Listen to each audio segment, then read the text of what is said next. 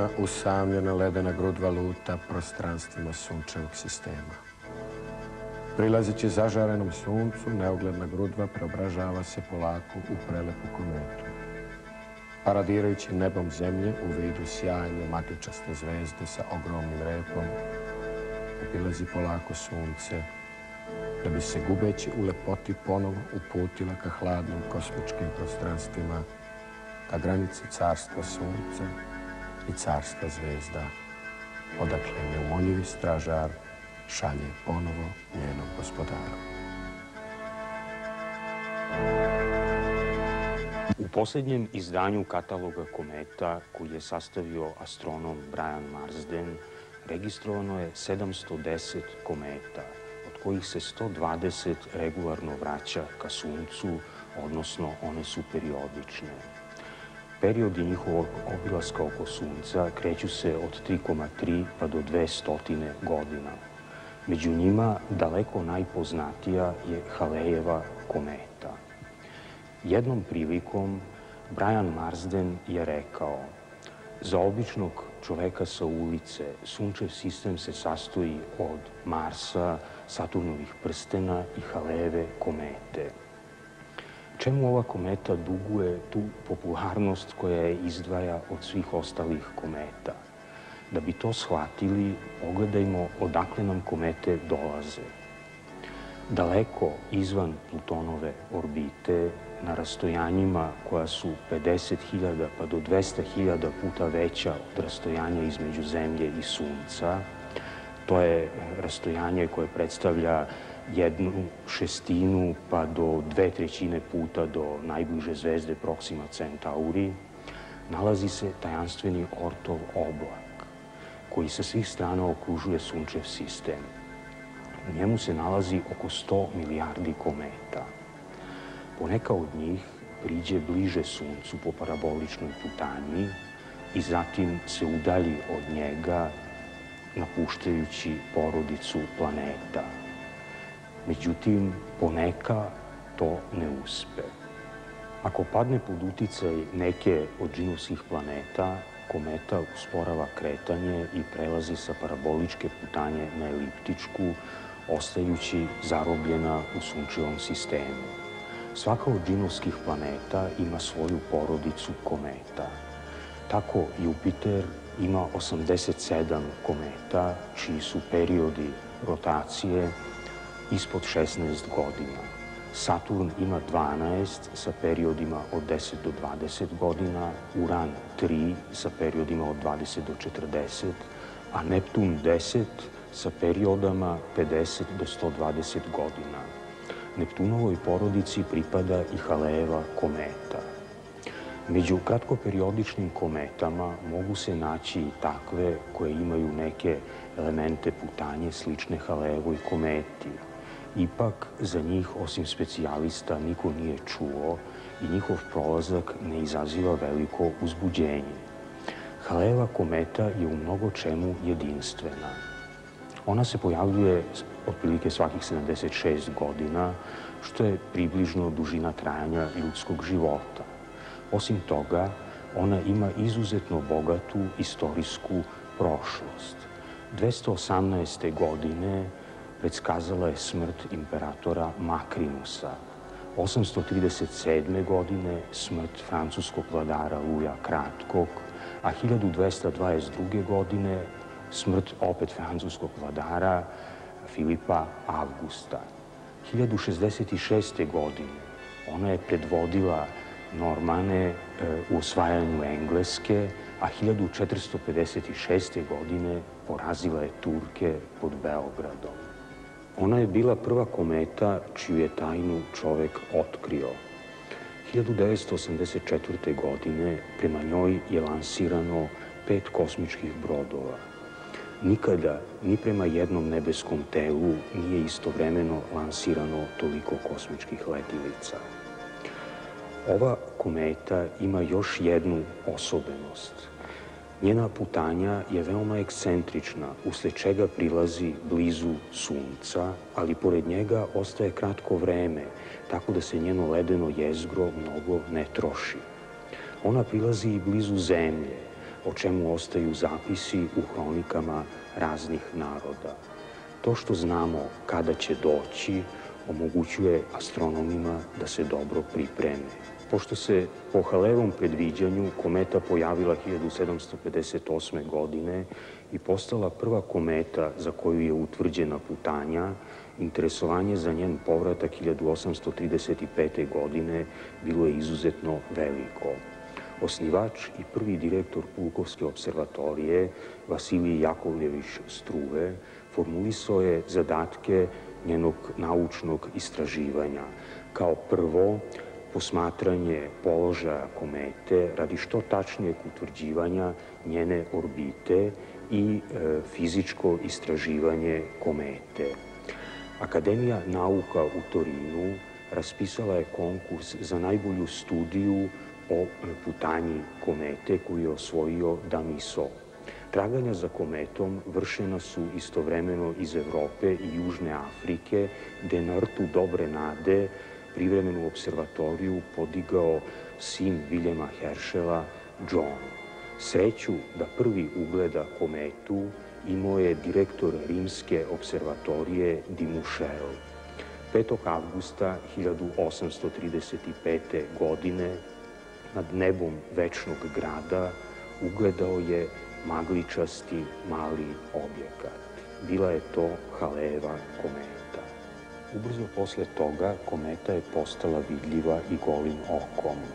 Ovoga puta, pored praćenja položaja na nebu, velika pažnja je posvećena i strukturi komete.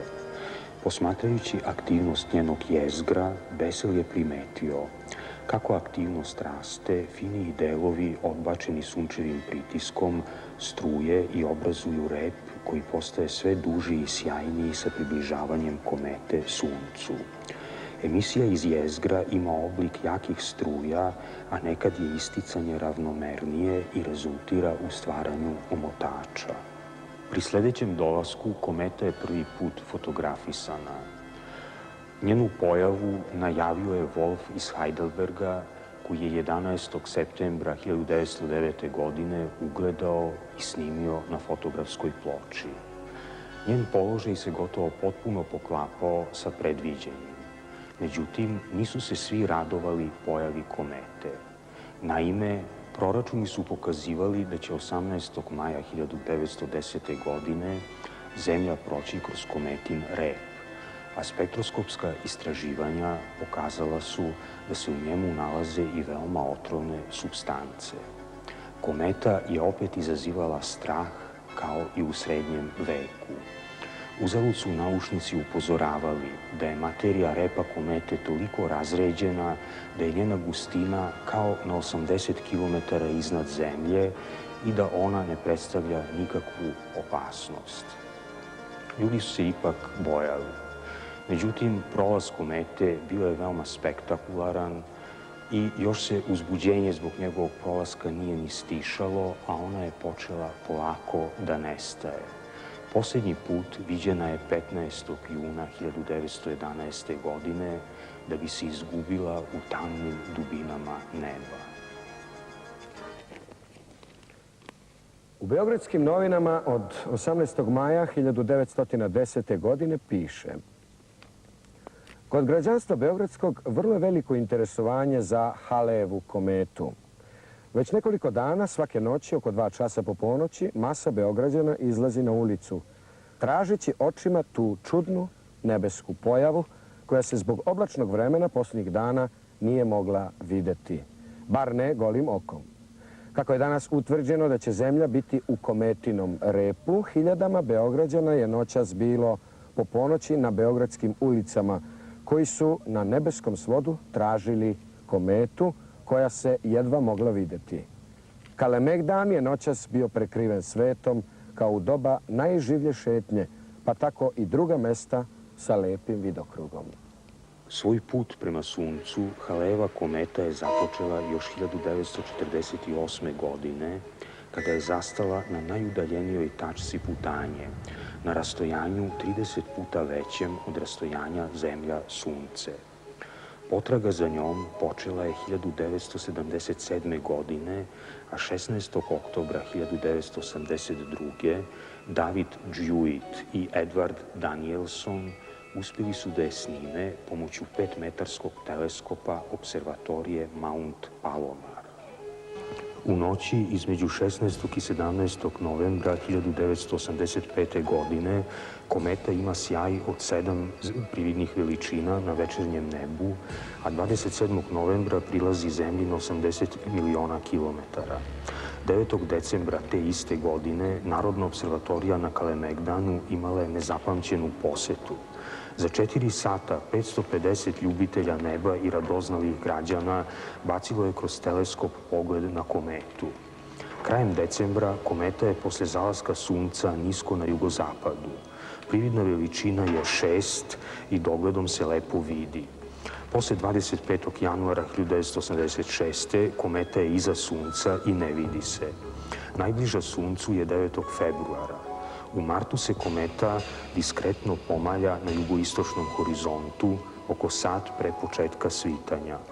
U drugoj polovini marta vreme za posmatranje komete je sve kraće, dok polako ne nestane sa jutarnjeg horizonta. U početku aprila kometa se iz Jugoslavije i Evrope ne vidi, a zatim se pojavljuje na večernjem nebu, naglo gubeći sjaj. 11. aprila 1986. opet prolazi blizu Zemlje i ti dani su najbolji za njeno posmatranje. Rastojanje će iznositi oko 60 miliona kilometara. Majsko druženje sa kometom biće za većinu amatera, ljubitelja nebeskih pojava, posljednja prilika da kroz teleskop observatorije na Kalemegdanu bace pogled na nju. Sljedeća prilika ukazat će se tek 2061. godine. Haleeva kometa je mnogo puta nacrtana. 1910. godine prvi put je fotografisana, a 1984. godine prema njenom jezgru upućena su 4 kosmička broda. 2 druga broda treba da vrše istraživanja repa komete. Još 12. avgusta 1978. godine američka kosmička sonda ISEE-3 upućena je prema jezgru komete Giacobini-Zinner. Ona je 11. septembra 1985. godine prošla na 1000 km od jezgra ove komete i nastavila put prema repu Haleeve komete. U okviru sovjetskog kosmičkog programa decembra 1984. lansirane su kosmičke stanice Vega 1 i Vega 2. U junu 1985. one su prošle pored Venere i na njenu površinu spustile sonde, nastavljajući svoj put ka Haleevoj kometi. Projekat 11 evropskih država nosi naziv Giotto, po slikaru koji je prvi realistički prikazao prolaz Haleeve komete iz 1301. godine. Japanci su takođe lansirali 2 kosmička broda, jedan prema jezgru komete, to je planeta A, i MST-5 prema repu komete. Nikada, ni prema jednom nebeskom objektu nije istovremeno bilo upućeno toliko letilica. Rezultati ovih istraživanja veoma će proširiti i produbiti naša znanja o kometama uopšte, o sunčevom sistemu i o jezgru komete koja je možda prenosnik života u vasionu.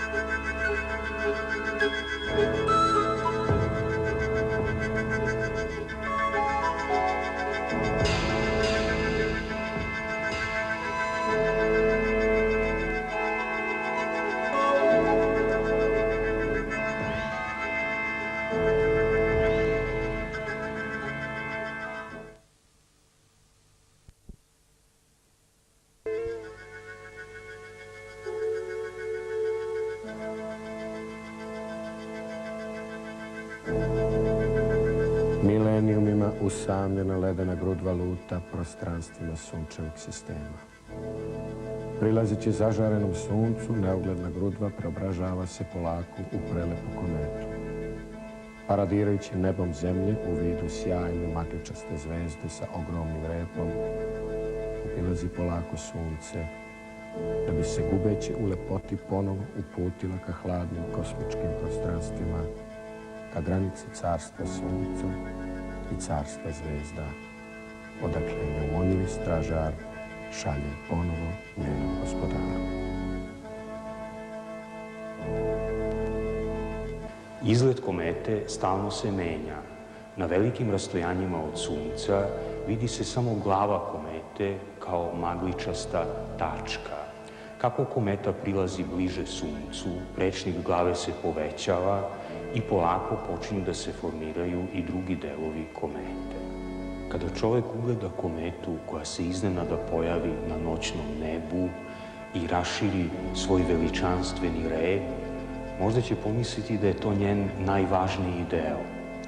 I zaista, upravo po repu koji podsjeća na raspuštene kose, komete su dobile ime. Međutim, sa fizičke tačke gledišta, rep je samo sekundarna pojava koja se razvija iz malog i neuglednog jezgra, najvažnijeg dela komete. Jezgro komete je veoma malo i obavijeno svetlećom materijom koja ističe iz njega. Centralno zgušnjenje koje se opaža vizuelno ili na fotografijama u sredini difuzne magličaste atmosfere naziva se fotometrijsko jezgro. Smatralo se da se u njegovom centru nalazi pravo jezgro komete. Međutim, sovjetski astronom Mohnač pokazao je da se centar mase komete i centar ovog zgušnjenja fotometrijskog jezgra ne poklapaju uvek. Ova pojava naziva se Mohnačev efekat i pomoću nje se objašnjavaju neka odstupanja u orbitama kometa. Difuzna atmosfera koja okružuje centralno jezgro i polako se sliva sa fonom neba naziva se koma. Jezgro i koma čine glavu komete. Na velikim rastojanjima od sunca glava komete je simetrična, a sa približavanjem postaje ovalna, izdužujući se sve više. Prečnik glave sve više raste, dostižući kod velikih kometa i 1 do 2 miliona kilometara. U glavu komete srednje veličine lako bi stale sve planete sunčevog sistema sakupljene zajedno. Razmere glava nekih kometa veće su čak i od sunca. Oko glave nalazi se svojevrsna korona od vodonika koja se naziva i vodonična koma i prostire se i desetine miliona kilometara. Atmosfera komete neprekidno se gubi u kosmičkom prostoru, pošto slaba gravitacija nije u stanju da je zadrži. Rep je najkarakterističniji i najlepši deo komete. On često dostiže razmere od više stotina miliona kilometara, međutim, nije redak slučaj da se i uopšte ne razvije. Sastoji se od prašine, gasova i ionizovanih čestica. Okrenut je obično na stranu suprotnu od sunca. Krajem prošlog i početkom ovog veka ruski astronom Bredihin vršio je sistematsko izučavanje kometnih repova. Na osnovu svojih istraživanja objavio je mehaničku teoriju repova kometa i njihovu klasifikaciju na 3 tipa. Repovi prvog tipa su pravolinijski i prostiru se duž radijus vektora suprotno od sunca. Ponekad se sastoje od skupa pojedinačnih zrakova ili struja, a katkad se duž njih velikim ubrzanjem prostiru oblačne tvorevine ionizovane kometne materije. Repovi drugog tipa izgledaju kao jako zakrivljeni konus ili volujski rog. Na njihovom kraju katkad se mogu videti trake dvojne strukture upravljene ka jezgru. Ove trake dobile su naziv sinhron, pošto se pretpostavljalo da se one ubrzaju prilikom istovremenog sinhronog izbačaja oblaka materije iz jezgra komete, pri čemu se čestice oblaka kreću pod dejstvom različitih sila odbijanja. Serija sukcesivnih izbačaja dovodi do nastanka nekoliko sinhrona u repu komete. Repovi trećeg tipa su kratki repovi koji predstavljaju jedan potpuni sinhron, koji počinje od jezgra. Pri tome se ugao između ose repa i radijus vektora, odnosno linije koja spaja Sunce sa jezgrom komete, neprestano uvećava. Principi Bredihijnove teorije, zasnovane na razlici u sili pritiska svetlosti na čestice u repu komete, nisu se mogli primeniti na repove tipa 1, za koje je ustanovljeno da se sastoje od plazme. Osim toga, izvan ovakve podele, ostali su anomalni repovi upravljeni prema Suncu. Oni se sastoje od većih čestica prašine, čije su razmere od 0,1 do 1 mm i za koje je svetlosni pritisak mnogo manji od gravitacione sile Sunca. Najizraženiji anomalni rep imala je Kohoutekova kometa iz 1973. godine. Na to su prvi obratili pažnju američki astronauti koji su radili na Skylabu 3. Kada je 29. decembra 1973. godine kometa prošla tačku najbližu Suncu, koja se naziva Perihel, astronauti su primetili šiljak koji viri iz glave komete upravljen prema Suncu. Osim pravih anomalnih repova, komete često imaju i takozvane pseudoanomalne, koji su takođe upravljeni prema Suncu i često imaju znatne dimenzije. Upravljenost ovakvih repova prema Suncu posljedica je uslova pod kojim se oni projektuju na nebesku sferu za posmatrača sa Zemlje, a ne realnim kretanjem krupnih čestica prema Suncu. Ovaj efekat naročito je izražen kada Zemlja prolazi kroz ravan orbite komete. U tom slučaju posmatrač sa Zemlje vidi materiju komete raspoređenu duž njene orbite, tako da mu izgleda kao da se deo orbite materializuje i on ga vidi u obliku repa upravljenog prema Suncu. Da je ovo stvaran rep koji se sastoji od krupnih čestica, one bi se kretale po Keplerovim zakonima po različitim putanjama i posmatraču sa Zemlje rep bi izgledao zakrivljen, a ne pravolinijski. Ovakav rep imala je, na primjer, kometa Arenda-Rolanda iz 1957. godine. Klasifikacija repova može se izvršiti i na drugim osnovama, recimo po stanju materije u njima. Belton ih je podelio na repove od plazme, to je ovaj uži rep desno, i na repove od prašine, to je širi rep levo. Osim slučajeva kada jedan od ovih repova dominira u optičkoj i dinamičkoj slici komete, imamo i primere kada se ravnopravno razvijaju oba tipa. Pošto se repovi kometa menjaju usled stalne promene fizičkih uslova duž njihove putanje i međuplanetarnom prostoru, neke mogu sukcesivno da imaju sve pobrojane tipove repova. Često se u repovima kometa prvog tipa mogu videti tanki pravolinijski zraci koji pod različitim uglovima izlaze iz jezgra. Najopštija svojstva ovih zrakova su sledeća. Njihova širina je samo oko 2000 km, dok im dužina može dostići 10 do 100 miliona km, a raspoređeni su simetrično u odnosu na osu repa. Često zraci imaju spiralni oblik, kao na primer u kometama Tago, Sato, Kosaka iz 1969. zatim Bennett iz 1970. i Kohoutek iz 1973.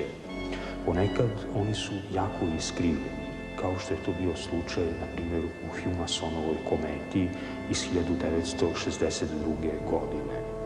Najverovatnije je da zraci predstavljaju kometnu plazmu sabijenu u vlakna delovanjem magnetnih i električnih polja.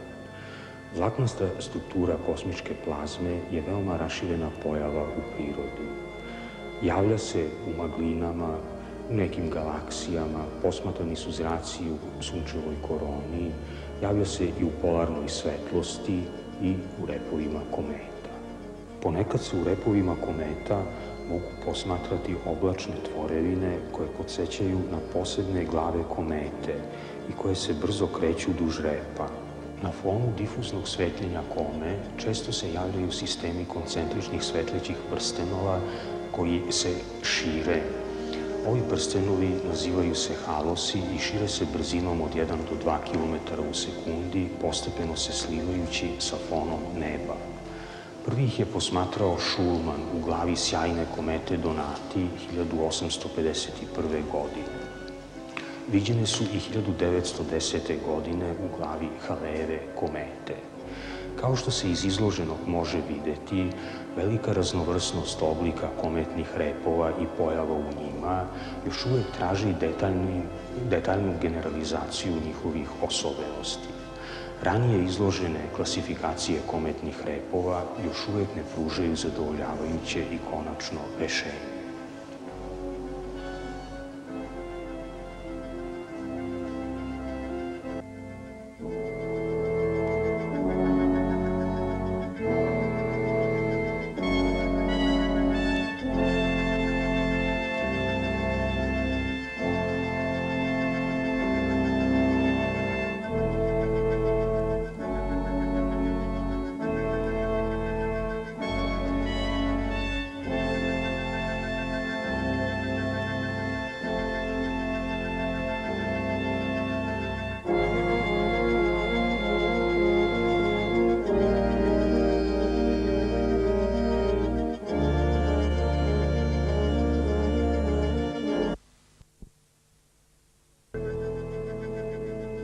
Milenijumima usamljena ledena grudva luta prostranstvima sunčevog sistema. Prilazeći zažarenom suncu, neugledna grudva preobražava se polako u prelepu kometu.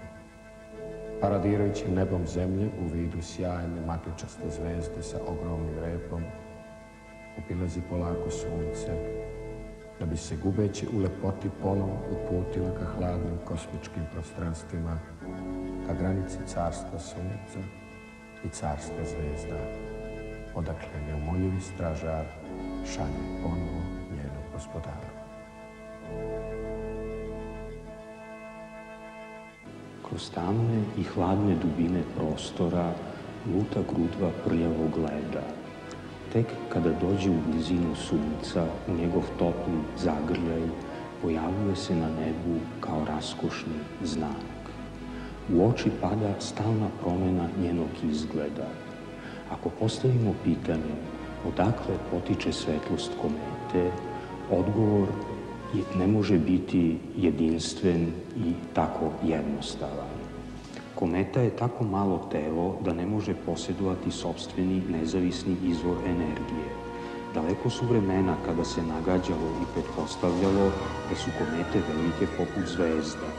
Znamo da velike svemirske mase, kao što su zvezde, dobijaju energiju iz termonuklearnih procesa stapanja lakših elemenata u teže koji se odvijaju u njihovoj unutrašnjosti. Ali čak i džinovske planete, kao što je Jupiter, ne mogu imati termonuklearni izvor energije. Unutrašnjost planeta, kao što je Zemlja, nalazi se u rastopljenom stanju, usred energije radioaktivnog raspada u prvih nekoliko milijardi godina pošto se planeta formirala sakupljanjem međuzvezdane materije. Komete nisu imale ni tu šansu. To su grudve leda i prašinaste materije skromnih dimenzija, a mala količina radioaktivne materije ne predstavlja spomena vredan izvor energije. Nesumnjivo je da kometa svetli zbog blagotvornog uticaja sunčevog zračenja na materiju u kometi. Komete se kreću u hladnom prostoru. Temperatura površine jezgra jednaka je temperaturi okoline. Samo zračenje dalekog sunca predstavlja podsticaj koji će neuglednu grudvu prljavog leda pretvoriti u raskošnu repaticu.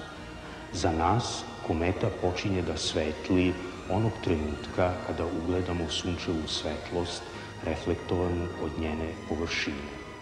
Zapravo, većinu tela među kojima se krećemo opažamo na osnovu reflektovane dnevne svetlosti. S pravom kažemo, noću su sve mačke crne.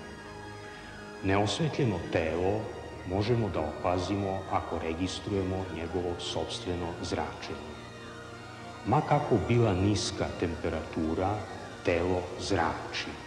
Međutim, noću neosvetljeno telo zrači uglavnom nevidljive za nas zrake koji se nalaze pretežno u infracrvenoj oblasti spektra. Obično kažemo da zagrejano telo zrači. Hladna tela zrače i vidljivu svetlost, ali ona preslaba za naše oči. Da bi postala stvarno vidljiva, tela moraju da se usijaju. Kada kometa priđe toliko blizu sunca da počne da se usijava i ona zasvetli. Ali situacija nije tako jednostavna s obzirom da se zagrevanjem jezgro komete i njegova okolina radikalno menjaju. Površinski slojevi jezgra se zagrevaju, tope i ispuštaju gasove i prašinu. Jezgro počinje da obavija koma, a iz glave počinje da se izdvaja rea.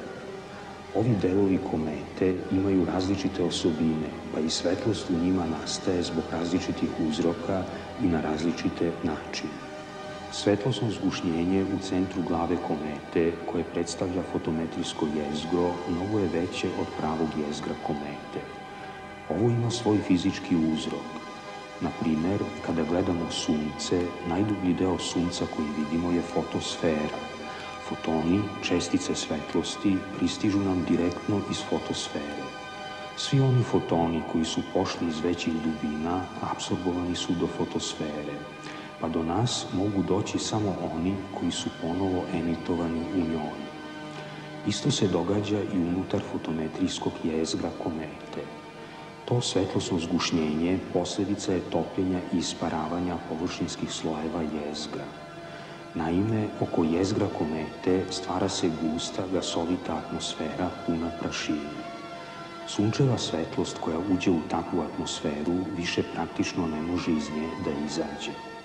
Slična pojava je prisutna u atmosferi Venere, koja je zbog toga na temperaturi znatno višoj nego što bi se očekivalo da nema atmosfere.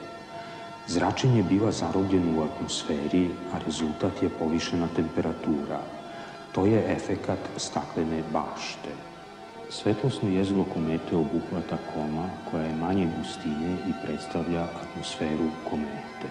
Dok se unutrašnje područje kome mogu uporediti sa neprozirnim suncem, koma se može uporediti sa atmosferom neke planete. Ali ne smemo zaboraviti da njena energija dolazi od sunca. Ako uporedimo spektar komete sa spektrom sunca, vidjet ćemo da se oni veoma razlikuju. Na velikoj daljini od sunca u spektru komete nalaze se linije molekula, dok se sa približavanjem sunca pojavljuju i linije atoma i iona. Šta znači to da atomi i molekuli emituju svetlost? Da bi svetleli, oni moraju imati povišenu unutrašnju energiju. Svetlost zrače prelazeći iz stanja sa višom unutrašnjom energijom u stanje sa nižom unutrašnjom energijom. Tom prilikom oni emituju foton, česticu svetlosti. Ova čestica ima određenu talasnu dužinu koja je karakteristika atoma ili molekula koji zrači. Na osnovu nje možemo da ustanovimo o kom se atomu radi. Ovim se bavi hemijska spektralna analiza svemirskih tela. Ali, pored toga, svetlost ima i intenzitet. Izučavanjem intenziteta možemo saznati o kom se procesu pobuđivanja atoma ili molekula radi. Ovim se bavi fizička spektralna analiza. Ona nam ukazuje koji su procesi doveli do pobuđivanja atoma, odnosno do svetljenja. U atmosferama kometa uočena su dva važna mehanizma. Eksperimentišući sa svetlošću u razređenim gasovima, Wood je početkom ovog stoleća načinio čuveni eksperiment. Hladne pare natrijuma osvetlio je žutom natrijumovom svetlošću. Komora sa parama natrijuma odjednom je zasvetlela. Ovaj mehanizam nazvan je rezonantna fluorescencija. Fluorescencija je praćena procesom u samom atomu. Atom koji se nalazi u osnovnom energetskom stanju apsorbuje sunčev foton, čime se njegova energija skokovito menja. Iz osnovnog on polazi u prvo pobuđeno stanje koje se naziva rezonantno. U ovom stanju on ne može ostati beskonačno dugo. Posle izvesnog vremena vraća se nazad u osnovno stanje i pri tome emituje foton, odnosno svetli. Ovakav proces svetljenja naziva se rezonantna fluorescencija, odnosno obasjani atom svetli fluorescira. Sunčeva svetlost dolazi iz jednog smera, ali atom zaboravlja upadni smer sunčeve svetlosti tako da zrači u svim pravcima. Zato i svetlost komete zrači u svim pravcima i mi možemo da je vidimo. Lestvica unutrašnjih atomskih energija dozvoljava i druge kombinacije. Upijanjem fotona veće energije atom može preći ne samo u prvo pobuđeno, nego i u viša stanja. Ali ovaj proces ne može da se odvija u nedogled. Posle neke konačne energije atom se raspada na jon i elektron. Ovakav proces raspada atoma na jon i elektron prilikom apsorpcije svetlosti naziva se fotoionizacija. Slobodni elektroni se veoma brzo kreću, sudarajući se sa atomima i molekulima. Pri tome oni ih pobuđuju u viša energetska stanja. Pobuđeni atomi zrače, odnosno emituju svetlost. Ovaj proces svetljenja izazvan sudarima sa elektronima konkuriše procesu rezonantne fluorescencije. Na većim udaljenostima, gde gustina gasova ređa, rezonantna fluorescencija ipak ostaje najvažniji proces koji dovodi do svetljenja. Pogled na kometu mnogo je veličanstveniji iz svemira, iz laboratorije smeštene na satelitu nego sa Zemlje. Izvan atmosfere možemo ugledati i svetlost koja ne prodire kroz atmosferu. Možda bi trebalo reći da do svetljenja komete dovode složeni i neobični procesi, ali i svetljenje drugih nebeskih tela u sunčevom sistemu izazivaju procesi koji nisu ni malo prosti.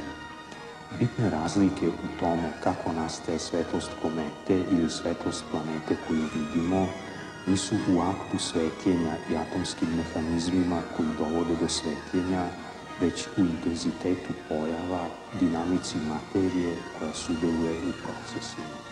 Materija komete se topi, isparava i pretvara u prašinu, okružujući malo jezgro od koga je sve poteklo.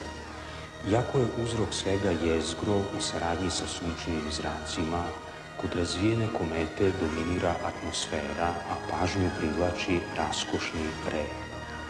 Jezgro ostaje nevidljivo, zamotano u struji gasova i prašinastom omotaču.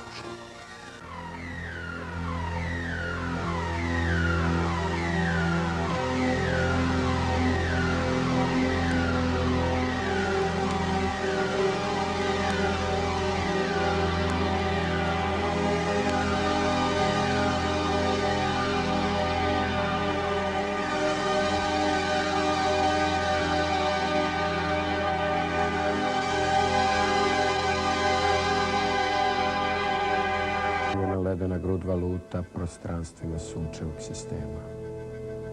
Prilazeći zažarenom suncu, neogledna grudva preobražava se polako u prelepu kometu.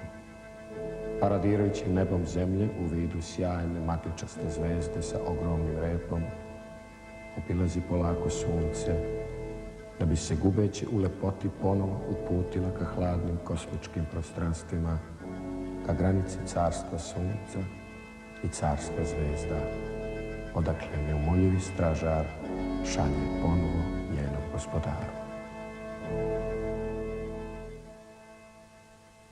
Pojava komete na nebu mnoge navodi na pitanje u kojoj meri ovako nebesko telo može biti opasno za nas. Dovoljno je pogledati spisak jedinjenja koje se nalaze u komama i repovima kometa, pa se uveriti da se među njima nalaze i veoma toksične supstance. Mnoge komete ulaze unutar zemljine orbite, pa postoji verovatnoća da ovakve supstance dođu u bliži kontakt sa zemljom ili čak i da se zemlja i kometa sudare. U slučaju da otrovne supstance iz komete uđu u zemljinu atmosferu, da li bi to bilo opasno za nas? A kakve bi tek posljedice mogao da izazove sudar komete sa zemljom? U maju 1910. godine Haleeva kometa je prošla blizu zemlje, tako da je zemlja prošla kroz njen rep. Najava ovakvog događaja mnoge je uplašila. Međutim, kao što se i moglo očekivati, nije se dogodilo ništa. Ipak, mnogi su predviđali propast sveta, a pojavili su se i šarlatani koji su prodavali razna sredstva za zaštitu od otrovnih supstanci iz komete. Uzalud su naučnici uveravali da ne postoji nikakva opasnost. Naime, u komi, a da ne govorimo o repu komete, gasovi su toliko razređeni da je njihova gustina kao na 80 km iznad zemlje ili na većim visinama. Čak i kada zemlja prođe kroz rep komete ili komu, ovi gasovi ne mogu da prodru u dublje slojeve atmosfere, tako da neka opasnost od toga ne postoji. Mnogo realniji, mada veoma malo verovatan događaj je sudar komete sa zemljom. Možda se jedan takav događaj izbio 1908. godine. To je čuvena Tunguska eksplozija koja već decenijama raspaljuje maštu naučnika. Naime, u 7 časova i 20 minuta, 30. juna 1908. godine, u centralnom Sibiru, 1000 km severno od Irkutska, odigrala se strahovita eksplozija. 18 km unaokolo videli su se tragovi požara, a 30 do 40 km unaokolo sve je bilo razoreno. Udar je polomio stabla koja su ležala povaljena radijalno od centra eksplozije. Zvuk se čuo na daljini od 1000 km. Nastao je i zemljotres, pa je snimljen i seizmički talas. Usijana materija bila je bačena 20 km u vis. Noći posle toga bile su izuzetno sjajne nad Evropom i Azijom. 2 nedelje kasnije nad Kalifornijom je registrovana slabija prozračnost atmosfere usled veće količine prašine. Tek 19 godina kasnije Kulik je organizovao ekspediciju na mesto eksplozije i time otvorio naučnu eru istraživanja Tunguskog događaja. Posmatrajući kako su se smenjivale različite hipoteze za objašnjenje ovog događaja, možemo vidjeti kako se menjala moda. Sa promenom prilika tu su se smenjivali meteori od antimaterije, leteći tanjiri na nuklearni pogon, male crne rupe itd. Među različitim objašnjenjima sve veću popularnost stiče hipoteza da je ovaj događaj posljedica sudara Zemlje sa kometom. Još 1908. godine pisano je da je iza Angare pala planeta ili kometa, ali tek 1926. godine izneta je hipoteza da je ovaj događaj posljedica susreta Zemlje sa kometom Pons-Vineke. Od 1934. godine ljudi su se više puta vraćali na kometnu hipotezu. Češki astronom Lubor Kresak je 1978. godine obnovio kometnu hipotezu, iznevši pretpostavku da je ovo posljedica sudara Zemlje sa delom Enkeove komete. Da li je to dovoljan razlog da se uplašimo kometa? Tunguski događaj se odigrao na izolovanom i slabo naseljenom terenu, tako da je šteta od njega bila veoma mala. Međutim, da se tako nešto dogodilo iznad gusto naseljene metropole, situacija bi bila sasvim drugčija. Proračuni pokazuju da do sudara Zemlje i komete može doći jednom u 2000 godina. Ako pogledamo kolika je oblast razorena prilikom Tunguske eksplozije, vidjet ćemo da je to krug prečnika 40 km, što je 1 promil zemljine površine, dakle veoma mala oblast. Kao što vidimo, opasnost od sudara zemlje i komete postoji, ali je verovatnoća da nastradamo u takvom događaju izuzetno mala. Postoji još jedan način na koji bi komete mogle da nas dovedu u opasnost. Naučnici Fred Hoyle i Vikramasinghe pretpostavili su da u unutrašnjosti kometa mogu da se očuvaju bakterije i virusi. Pretpostavku da komete mogu da prenose bakterije i viruse i druge mikroorganizme prihvatili su i neki drugi naučnici i pretpostavili da komete imaju važnu ulogu u širenju života kroz vasionu, pa možda i u nastanku života na Zemlji. Hoyle i Vikramasinghe polaze od pretpostavke da je život kosmički fenomen, a da se panspermija vrši pomoću kometa. Prema njima, unutrašnjost kometa nalazi se u tečnom stanju usled delovanja raznih hemijskih i radioaktivnih izvora energije, kao što je to, na primer, izotop aluminijuma 26. Bakterije ili virusi koji jednom dospeju u takvu sredinu mogu tu da ostanu veoma dugo vremena, negde geološkog reda veličine. Takvi uslovi su veoma pogodni za razvoj autotrofnih anaerobnih bakterija. Osim toga, u zaleđenim delovima komete vladaju uslovi pogodni za praktično beskonačno očuvanje gotovo svih oblika mikroorganizama koji danas postoje na Zemlji. Pretpostavimo da se u oblaku materije iz koga su se kondenzovali Sunce i planete nalazila neka populacija mikroorganizama. Unutrašnje planete su se kondenzovale dok je Sunce bilo još veoma toplo, tako da je svaki eventualni trag života sigurno bio uništen. Međutim, spoljašnje planete, Uran i Neptun, kondenzovale su se iz hladnijih tela po građi sličnih kometama. U unutrašnjosti ovih tela planetarnih dimenzija mogli su biti uslovi pogodni za razmnožavanje bakterija i drugih mikroorganizama. Neki od njih mogli su biti izbačeni efektom pritiska svetlosti iz sunčevog sistema, a neki su se mogli očuvati u kometama veoma dugo vremena.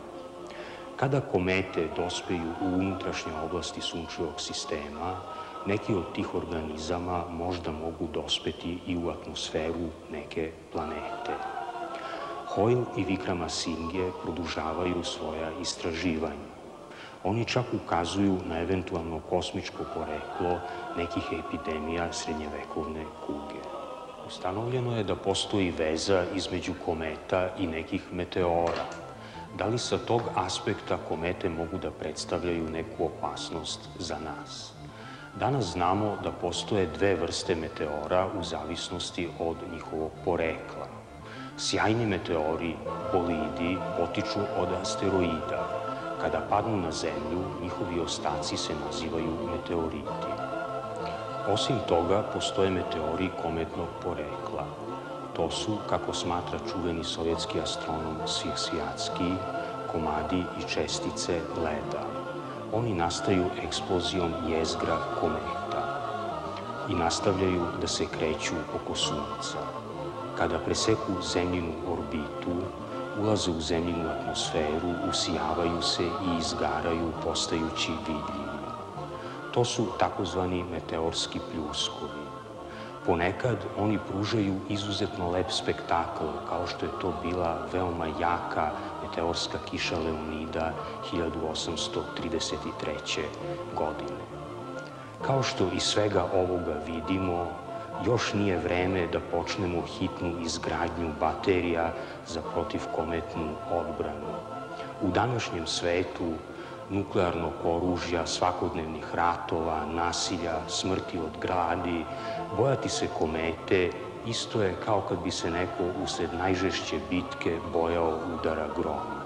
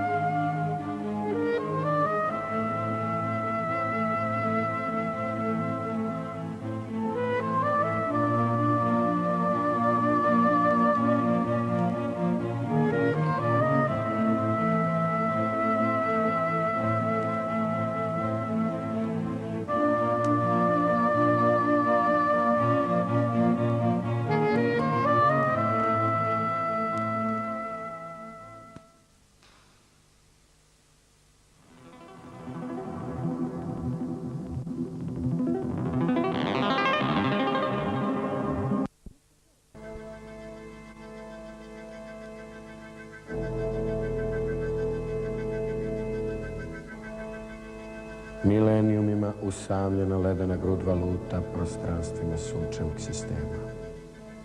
Prilazeći zažarenom suncu, neogledna grudva preobražava se polako u prelepu kometu.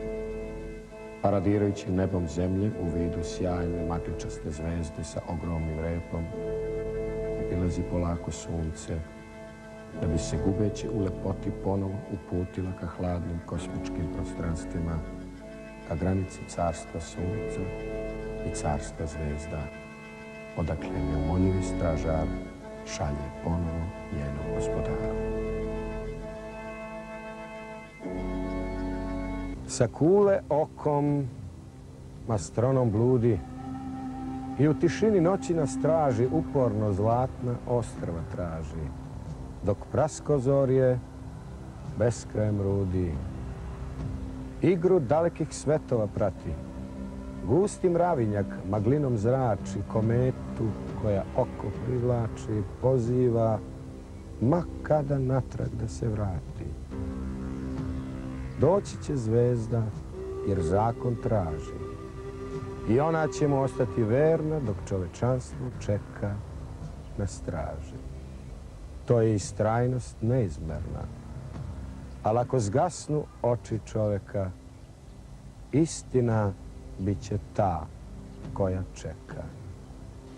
Ovako je francuski nobelovac Sili Pridom doživeo kometu, čija pojava uvek izaziva veliko interesovanje.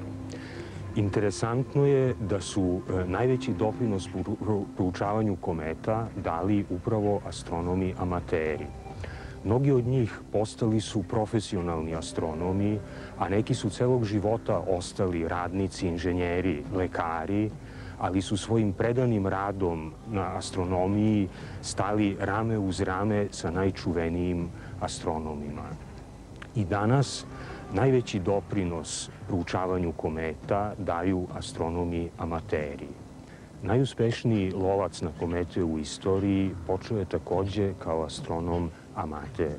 Njegova biografija spada u red najinteresantnijih u istoriji astronomije.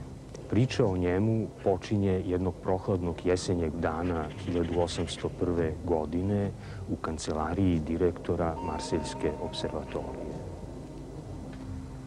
Kako da vam kažem, ja sam, znate, ovde portir već oko 2 godine. Pa tako kad nema nikoga, ja uveče često sam gledam kroz teleskop. Vaši astronomi se ne ljute, pa bih vas molio, gospodine direktore, da mi dozvolite da dolazim svako veče. Znate, ja neću nikome smetati. Od toga dana Jean-Louis Pons je počeo redovno svake večeri da posmatra. Danju je radio kao portir, a uveče dolazio u kupolu sa teleskopom. Pons je polako ulazio u tajne neba. Pažljivo je slušao stručne razgovore astronoma i sa velikim žarom čitao svaku astronomsku knjigu koju bi mu oni dali. Ispoljivši izuzetne radne navike, Jean-Louis Pons je pokazao da ima veliki talenat za astronoma posmatrača. U periodu od 1801. do 1826. godine Pons je otkrio čak 30 kometa, što nikome ni pre ni posle njega nije pošlo za rukom. Ukupno je pronašao 37 kometa i u istoriji astronomije ostao zapisan kao najveći lovac na komete svih vremena. Koliko je teško pronaći samo jednu kometu, najbolje ćemo razumeti ako shvatimo da za ovo treba 200 do 250 sati efektivnog posmatranja kroz teleskop. Napomenimo još da je sve komete posmatrao vizuelno, pošto u njegovo vreme još nije postojala fotografija. Jean-Louis Pons nije ostao portir celog života. 1830. godine postao je pomoćnik direktora observatorije u Marselju, a neposredno pred smrt naimenovan je za direktora observatorije grada Luka kod Firence. Na drugom mestu po broju otkrivenih kometa nalazi se američki astronom Roberts William Brooks, koji je živeo od 1844. do 1921. godine. Imao je samo 30 godina kada je napravio svoj prvi refraktor prečnika 5 cm. 1888. godine postaje upravnik observatorije u gradu Ženeva pored Phelpsa u Americi. Od 1883. do 1912. godine otkrio je 22 nove komete. Treći najuspešniji lovac na komete je Edward Barnard, koji je živeo od 1857. do 1923. godine. U mladosti radio je kao fotograf u Nashvilleu, gde kupuje jedan mali refraktor od 13 cm. Posle nekoliko meseci sa njime otkriva svoju prvu kometu. 2 godine kasnije, sa 26 godina, upisuje astronomiju. Karijeru je završio kao legenda američke astronomije i jedan od najuspešnijih astronoma posmatrača. Otkrio je 22 komete i 5. Jupiterov satelit. Od danas aktivnih lovaca na komete najuspešniji je australijski astronom amater William Bradfield, inače po zanimanju inženjer za raketne motore. Sa svoje observatorije u gradu Dernacourt u Australiji, on je od 1972. do 1980. otkrio 11 kometa. Interesantno je da je sve ove komete otkrio jedino on, što je u današnje vreme retkost.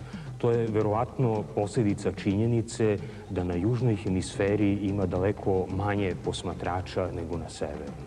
Uspešni lovci na komete imaju zadovoljstvo da kometa dobije njihovo ime.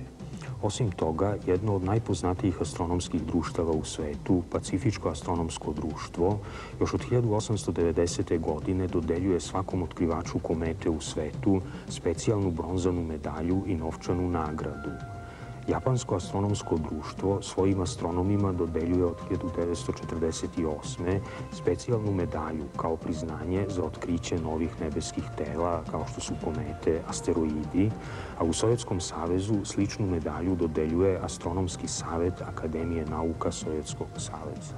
Nalazimo se na Astronomskoj observatoriji u Beogradu pored kometnog astrografa, specijalnog instrumenta za istraživanje kometa. Vidimo da to nije veliki instrument. Od tražilaca kometa to se i ne zahteva. Naime, veliki teleskopi imaju malo vidno polje i nisu pogodni za stalno pretraživanje neba. Od instrumenta za istraživanje kometa zahteva se da ima objektiv velikog otvora i male žižne daljine koji obezbeđuje veliku svetlosnu moć i da ima okular koji obezbeđuje maksimalno vidno polje i što kvalitetniju sliku. Zahteva se i pokretljivost, tako da se što lakše može pregledati celo vidljivo nebo. Smatra se da idealni tražilac kometa treba da ima objektiv prečnika 25 cm, a uvećanje 40 puta. Ali za traženje kometa nam u principu može poslužiti svaki durbin, dogled ili teleskop ako ima dobru optiku i može se usmeriti u bilo koji deo neba. Najviše kometa otkrili su astronomi amateri. Objašnjenje je jednostavno. Profesionalni astronomi obično nemaju vremena da se bave traganjem za kometama. Amateri koji su uporni i strpljivi mogu računati na neki uspeh. Osnovni preduslov za uspeh je dobar instrument. To ne mora da bude veliki teleskop. Bitno je da je svetlosno jak, odnosno da objektiv ima što veći prečnik. Treba imati i dobre posmatračke uslove. Svetlosti gradova onemogućuju registrovanje slabih objekata, kakve su komete, u trenucima dok su daleko od Sunca. Zato je najbolje teleskop montirati izvan naseljenih mesta. Posebno su pogodne planine. Kometama sjaj raste sa njihovim približavanjem Suncu. Zato je veća verovatnoća da će se otkriti uveče na zapadnom delu neba posle zalaska Sunca ili ujutru na istoku pred izlazak Sunca. To je razlog što potraga treba tako da se organizuje da se najpre ispitaju ova područja neba. Prilikom pregleda neba teleskopom pažnju treba usmeriti na svaki magličasti objekat na koji se pri tome naiđe. Svaki ovakav objekat treba identifikovati pomoću zvezdanog atlasa i dobrog kataloga, pošto mnoga globularna jata, galaktičke i vangalaktičke magline i daleka rasejana jata mogu u teleskopu sa manjim uvećanjem da izgledaju upravo kao komete. Kada se nađe neka mrlja koje u atlasu nema, onda to može biti kometa. Najpre treba zabeležiti njen tačan položaj. Ako teleskop posjeduje krugove za čitanje nebeskih koordinata, onda ih treba tačno očitati. Ako ne, onda se prvo pomoću neke sjajne zvezde u blizini sumnjivog objekta izvrši približno lociranje položaja. Zatim se u svesku precrta vidno polje teleskopa sa svim zvezdama. Posle 30 do 60 minuta ponovo se pogleda to telo i ispita da li se pomerilo u odnosu na zvezde. Ako jeste, onda je to sigurno kometa. Ako nismo opazili nikakvo pomeranje, tada ga treba ponovo posmatrati narednih noći i uveriti se u njegovu pravu prirodu. O otkriću komete treba odmah obavestiti najbližu astronomsku observatoriju ili direktno uputiti telegram Međunarodnom centru za komete na Harvard Smithsonian centru za astrofiziku u Americi.